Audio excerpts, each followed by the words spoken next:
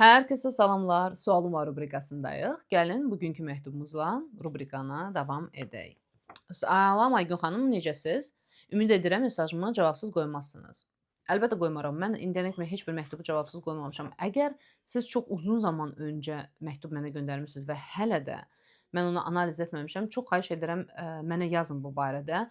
Ola bilər necəsə mən qaçırmışam gözdən, amma məncə elə bir şey olmayıb. Amma yenə də yazarsınız. Özümü bu həyatda heç bir sahədə tapa bilmirəm. Bəlkə neçə dənə yerlərdə işləmişəm. Ürəyim o qədər sıxılıb ki, çıxmışam. İndi də tur meneceri kimi işləyirəm. Amma insanlarla danışmaq, satış etmək məni çox qorxudur. Həm utanıram, həm də satış edə bilməyib işdən qəribə şəkildə qovulmaqdan narahatam. Özümü harada tapacağımı bilmirəm. Universiteti 4 il bitirmişəm, boş-boş gəzirəm. Çox çətindir. İşdən çıxıb çıxmamaqda qərarsızam. O qədər dərd çəkdim ki, xəstə oldum. Mübarizə aparmaq mənim üçün çox çətindir. Sizdən bir şey öyrənmək istəyirəm. Bəlkə də bu suala cavab verməzsiniz, lakin yenə də soruşmaq istəyirəm. İnsan bir şəraitə mütləq dözməli və mübarizə aparmalıdır, yoxsa qaçıb uzaqlaşmalıdır? Okay. Əm, siz bilirsiniz nəyi təsvir edirsiniz? Hətta bu sonda deyir sizə qaçıb uzaqlaşmalıdır. İnsan başa düşməyəndə ki, nədən qaçır, onda ömür boyu qaçacaq və heç bir yerə qalıb köklənə bilməyəcək. Məncə sizin üçün hansısa səbəblərə görə emosional olaraq çox çətindir işləmək. O deyir sizə ürəyim sıxılır. Çalışın anlayın özünüz üçün nədən ürəyiniz sıxılır? Sizin ürəyiniz sıxan nədir? Mənə elə bir hiss yaranır ki, sanki sizin beyninizdə hansısa bir ideal iş var. Hansı ki, heç bilmirsiniz o iş nədir, amma əminsiniz ki, var və ora çatanda sizin üçün bu ürək sıxılma olmayacaq, hər şey xoşunuza gələcək, o işdən qaçıb getmək istəməyəcəksiniz, rahat olacaqsınız, sevərək işləyəcəksiniz. Bu elə deyil. Hətta bu barədə mənim ayrı bir videom var. Adlanır "İstədiyim işi tapanda mən xoşbəxt olacağam" ya necəsə belə. Lap mən bu videonun altında o açıqlamada birləşdirərəm, qoyaram o videonun linkini, ora basıb izləyərsiniz.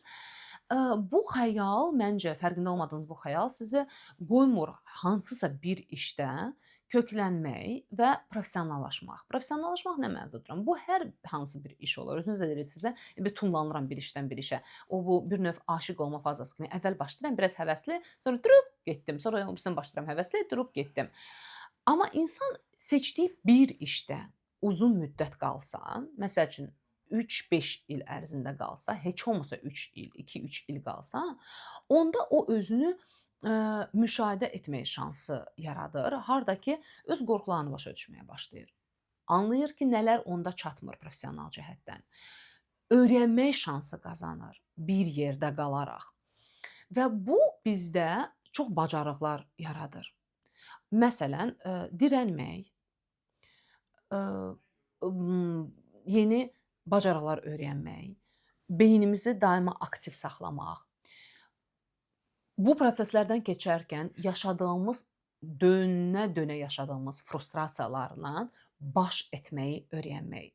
Siz isə gəlirsiniz, bir azca çətinlik olanda sanki ürəyiniz sıxılır və qaçırsınız.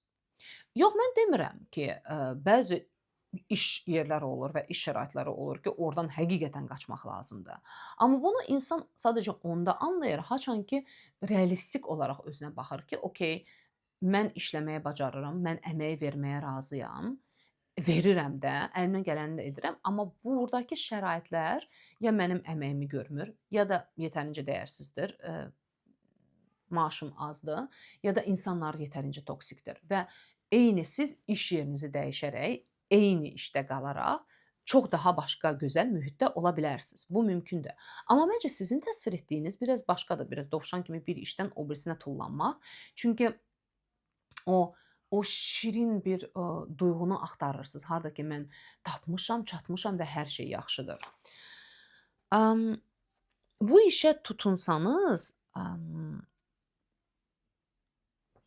elə bil ki, əgər məsəl desəm, yox, məsələn, Aygündür adınız, Aygün, qal bu işdə, tutun bu işə, onda siz elə bil ki, vazgeçməli olursunuz, bilirsiniz nədən? Axtarmaq prosesindən. Axtararkən biz çox fərqli duyğular hiss edirik. Çünki hələ çatacam, hələ tapacam, hələ gələcək o iş, harda ki mən o istədiyim kimi hiss eləyəcəm. Bu barədə də bir neçə həftə öncə mənim videom çıxdı. Onu da birləşdirərəm artıq linkini buraxaram aşağıda ki, niyə bəzi xəyalları və arzuları, istəkləri biz gerçəkləşdirməyə icazə vermirik. Və bir növ o silsilədəndir. Siz tapmaq istəmirsiniz, siz axtarmağı sevirsiniz. Axtararkən, yolda ikən o halınızı sevirsiniz. Deyə bilərsiniz, yox, Aygün xanım, nəyi sevirsiniz? Mən çaşbaş qalıram, xəstələnirəm, bilmirəm nə istəyirəm ya. Hə, bilmirəm nə istəyirəm, amma daxilən elə bil ki, fərqində deyilsiniz ki, o mayak var hansı ki sizi çəkir ki, tapacaqsan, olacaq, olacaq. Ona görə elə bil ki, o vaxta kimi mən boş-boş avara-avara gəzirəm, amma onu tapanda mən aktivləşəcəm, işləyəcəm, xoda düşəcəm və hər şey yaxşı olacaq. Bax, o xülyadan, xəyaldan vaz keçsəniz, bu sizi əvvəlcə hissləndirəcək, çünki əlinizdə nəsə itirmiş kimi hiss edəcəksiniz.